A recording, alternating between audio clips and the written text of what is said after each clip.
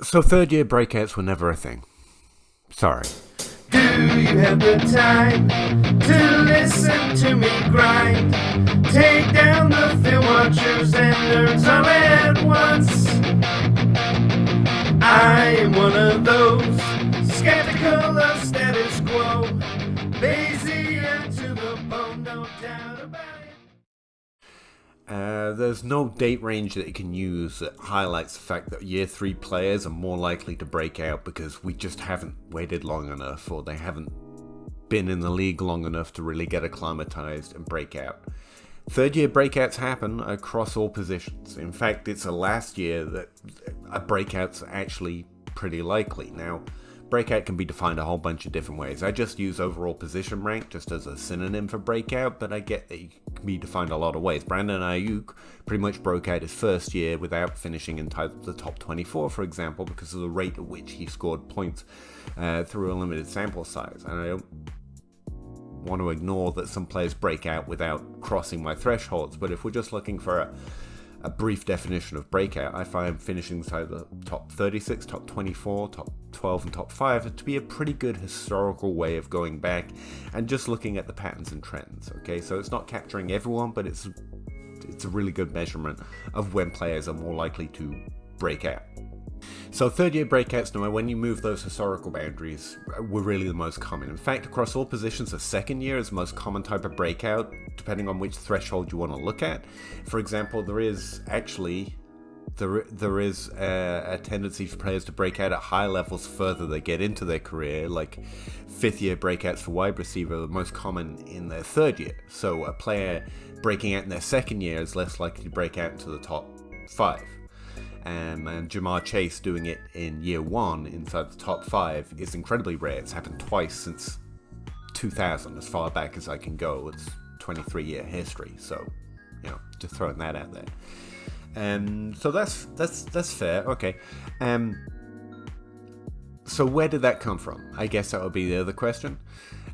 Where did the idea come from? Essentially, it's because we believe in players. We believe in players in our rookie evaluations. We see them play on the field and we get hyped about the things they do well.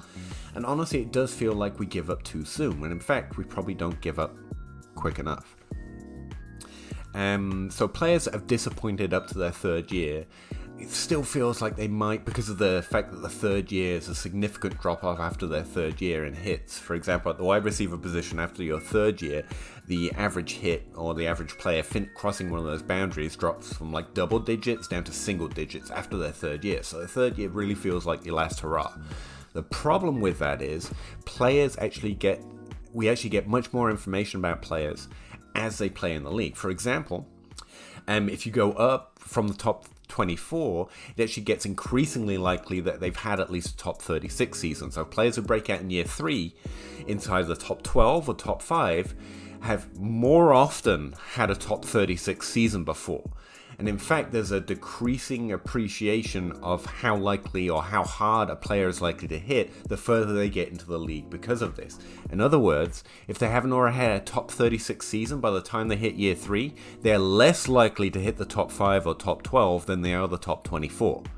So the longer it takes, the less likely they are to hit at the highest levels for fantasy football.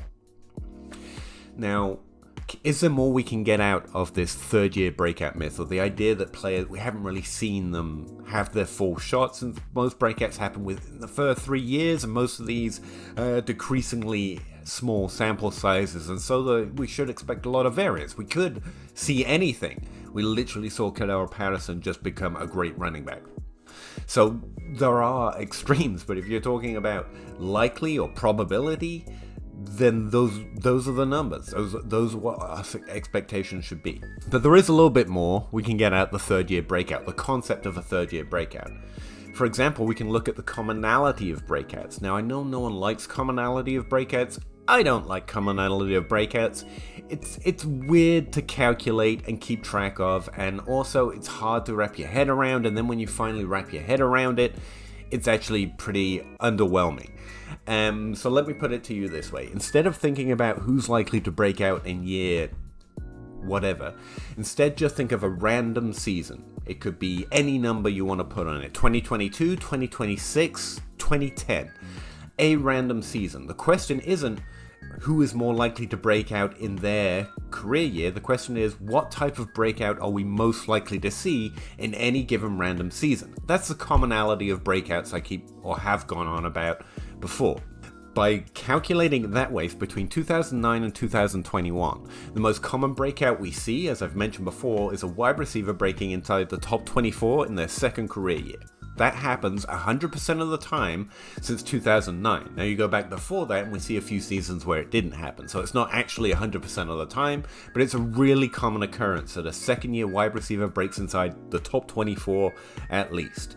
But when we're looking at the third year, there's actually a pretty good signal that running backs are breaking into the top 24 or top 12 for the first time actually happens relatively regularly. In fact, a running back, despite the second year being the most common breakout year, even for running backs inside the top 12. Remember, it's like for wide receivers, actually more likely to break out inside the top 5 in their third year, whereas in running backs, the most common top 5 breakout for a running back, on the other hand, is their second year. The second year is incredibly important for a running back, unless you're Derrick Henry and you're just the unicorn and the exception to every rule. Again, they happen. In fact, we see running backs break out inside the top 12 and the top 24 as often as we see a running back break inside the top 12 and the top 24 in their second year, despite that being the most common breakout year for individual players. So if you're looking at random season X, or in our case, the 2022 season, the two most likely breakouts we should expect to see is a wide receiver breaking out inside their second career year, specifically inside the top 24, and a running back breaking out inside the top 24 or the top 12. They're both very common occurrences for a random season. So are there any players going into 2022 that are entering their third year that have had some level of production before, and so they make a fairly filterable group, and we see them regularly break out? Yes, there's two, and only two, and that's what makes them interesting, because despite being fairly vague, when you filter it down, you actually get a fairly good group of players that you can actually actively target in an off season before the next football season begins.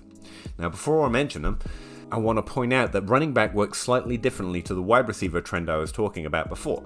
Now, whereas wide receivers get increasingly likely to have had a top 36 season as their career progresses before they break out into a higher hit rate group, at running back, it's even more stable. For example, at the wide receiver position, there are always exceptions to players breaking out inside one of those positional boundaries, top 5, top 12, and top 24, until you get to year 5. Inside the top 5. There has been no player to ever break out in the top 5 in their 5th year without at least having a top 36 season before. At running back position, that threshold comes up a lot earlier, to the point that by their second year, if they haven't already finished inside the top 36, clear 80% of breakouts after that point have at least had a top 36 season before. So the stability of breakouts is a lot more consistent, partly likely due to the utility and the volume tendencies of the running back position, and where running backs are unlikely or less likely, extremely less likely to suddenly get a large volume share, despite what we think about backup running backs, out of nowhere after year 2. So in their 3rd, 4th, and 5th year, every running back to break out inside the top 12 has at least had a top 36 season before, and at the wide receiver position, those percentages are lower. They're around 70% instead of 80%. So running backs who are about to break out inside the top 12 are much more likely than wide receivers to have already finished inside the top 36. So I just wanted to mention that, because the two wide running backs I've got in mind have actually already had top 36 seasons before, and it's how it makes it such a short list. So in 2022, the two running backs going into their third year who've had a top 36 season before, but have not yet had a top 12 season, and one of them hasn't even had a top 24 season yet, but they both make the same list. Players that are likely to at least break out inside the top 24 and may break out inside the top 12, which is a very common occurrence we see in any given random season. In this case, we're projecting the 2022 season. Those two running backs are Clyde Edwards-Helaire for the Kansas City Chiefs. I heard you groan. It could happen, okay?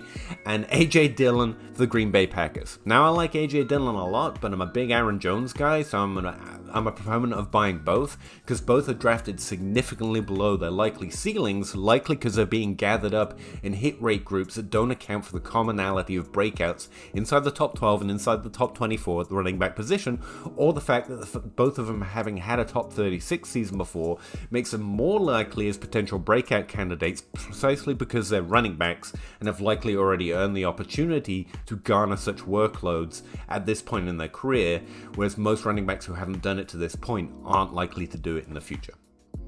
Hey, thanks for checking out another video. If you could like, subscribe, comment, that'd all be great. But also check out the rest of the channels. I follow my Patreon link to see what I'm up to over there, and the Linktree link, I guess, is going to take you to easy access to my podcast, the articles I'm writing over there at DLF, as well as most of the other things I'm up to. I'd really appreciate it. Thanks very much.